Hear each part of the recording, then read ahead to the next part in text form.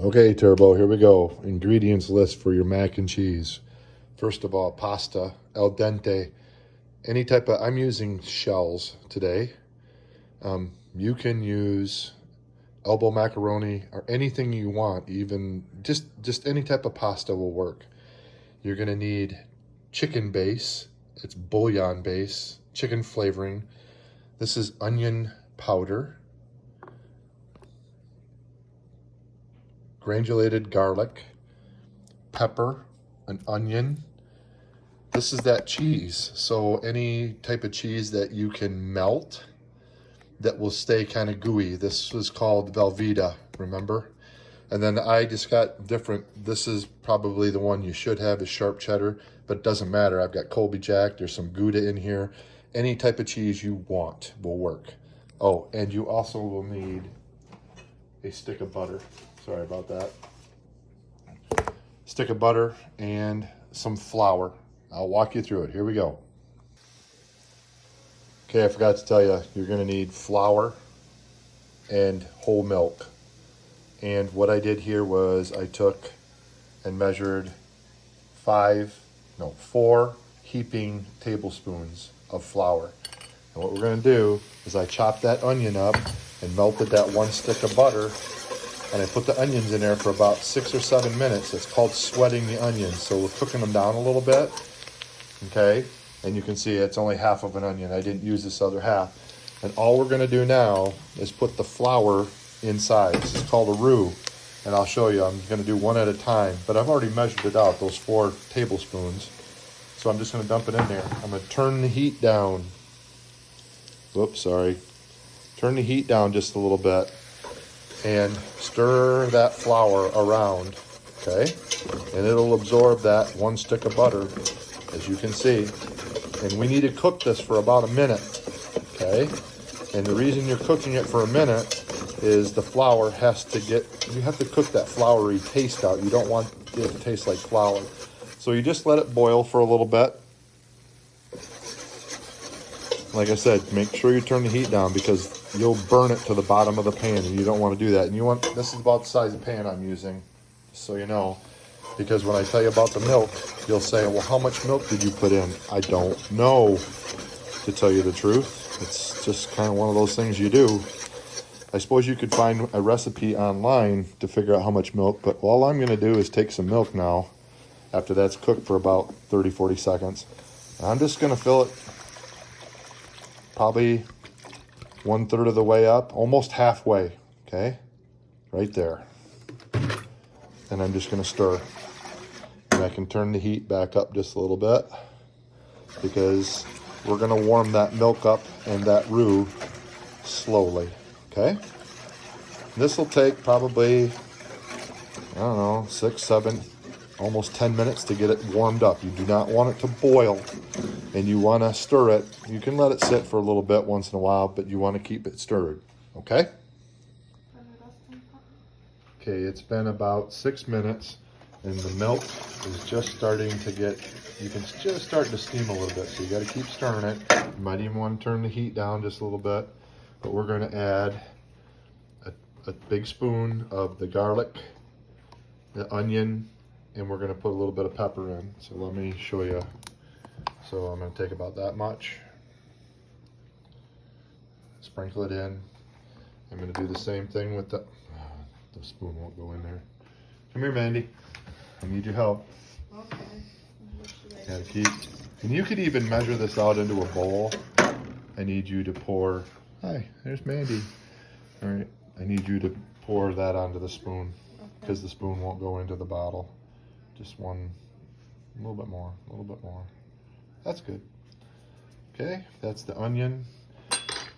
Thank you. I think I can do the rest. All right, thank you. Thank you, Mandy. Say hi, Mandy. Say bye, Mandy. Okay, then the pepper. You just want to take the pepper and you just want to sprinkle a little bit on the top. You don't need too much of this. And again, whisk it in. Okay. And we're going to also do the chicken chicken flavored. It's called bouillon base. And again, this is all gonna be, I'll start off with 1 spoonful. Actually, I'm gonna start off with 2 spoonfuls because I know it's gonna take more. It could take up to 3. It's all by taste. If you like the taste of it, you're good. Okay, and this is all before the cheese goes in. Okay, so you can use a spoon and just dip it in there and taste it. If it's something you like, great. If not, it tastes kind of bland, like nothing, then add more bouillon. Okay? All right, it's been about exactly 10 minutes. I've turned the heat down because I didn't want to scald. It's called scalding when you burn the milk. You do not want to do that. So you can see that it's just steaming a little bit. Might even fog up my lens. I'm just going to take shredded cheddar cheese. I'm going to dump, this is a whole bag. This would be 2 cups worth. Again, you're going to go by measurement on a scale, and I'm not. Anyway, I dumped some of that in. I had some Colby Jack that was open, so that's another bag I'm just going to dump in there. Again, your cheese, Gouda, probably be good. And this is that Velveeta cheese I was telling you about. Again, I would say because you have good French cheese around and Italian cheese, this would be like stuff you would use for fondue, okay? It's gonna be creamy. So you're not gonna find that, obviously, but if you can get some cheese that they use for making fondue, that would be great. But you can see that it's starting to melt, see that? And this American cheese is gonna be a little bit different than probably the European cheese. But you can see it starts to melt and gets kind of gooey. That's when you start dumping in some chunks of this stuff. Now again, how much? Dude, as much as you, I'm gonna put like, well, it's almost a half a brick of this stuff in here. And it's gonna take a little time to melt. I would say probably 10 minutes, and then we'll be ready for the noodles. All right, we're almost done.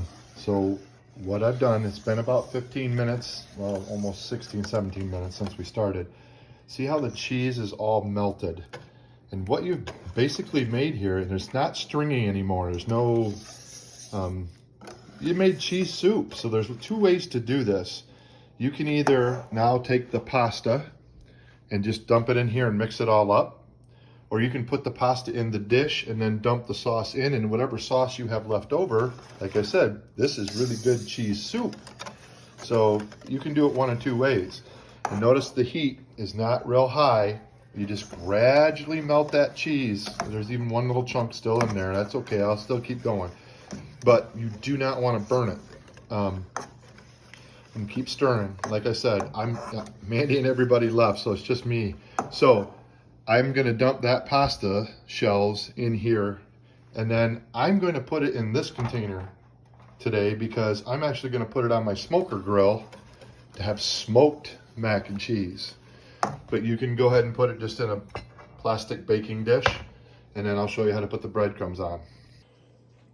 Okay, last little tip. I put mine in the tinfoil baking because I'm going to put it on the grill. Spray it with some non-stick cooking spray. Always have a second container because if you make too much, you got a container to put it in that you can bake another little one, okay? You can even put plastic wrap over that, put it in the refrigerator, and you can bake it at any time you want. So, the topping that you like, fake Parmesan cheese, you know, because we don't put the real stuff on in America because it's too expensive. So, put as much on there as you want. I just put it on there just because we're going to build that crust up. So Parmesan, and then the breadcrumbs, okay? If you don't have breadcrumbs, you can just take bread and leave it out on the counter one day and just let it get stale, you know, get it nice and crunchy, and just put it in pieces. But that's the topping that you like. So some breadcrumbs. Put it on both. Sorry, I'm not doing this through the camera. Sorry about that. And then if you really want to be fancy, you can do your little parsley flakes to put a little green on top, make it little, you know, then it's gourmet. In the oven, 350 degrees Fahrenheit. I don't know what that is in Celsius, but you can figure it out. And you can cook it from anywhere between 40 minutes to an hour. Now remember, you want it to be juicy, liquidy, because the pasta is going to absorb the liquid. You're probably not going to make this right the first time. It took me many, many times. If it's too thick when you cook it, and you can almost cut it into pieces, it's still good. It just means you need more milk when you're cooking it. And less flour even can do at the beginning. So next time you make it, say, I'm only going to put 3 tablespoons of flour in it, and then more milk. Because again, you want it to be a little runny, juicy, because the pasta will absorb it and when you cook it. Good luck, my friend. Impress your girlfriend. Love you and miss you. So my mac and cheese, instead of the oven, I'm going to put it in the smoker. And this I put on this morning. This is a pork shoulder that we're going to have pulled pork sandwiches with our mac and cheese. That'll have another, I don't know, 2 or 3 hours in the oven here in a little bit. I'll transfer that to a baking dish, and then it'll be just right for tonight.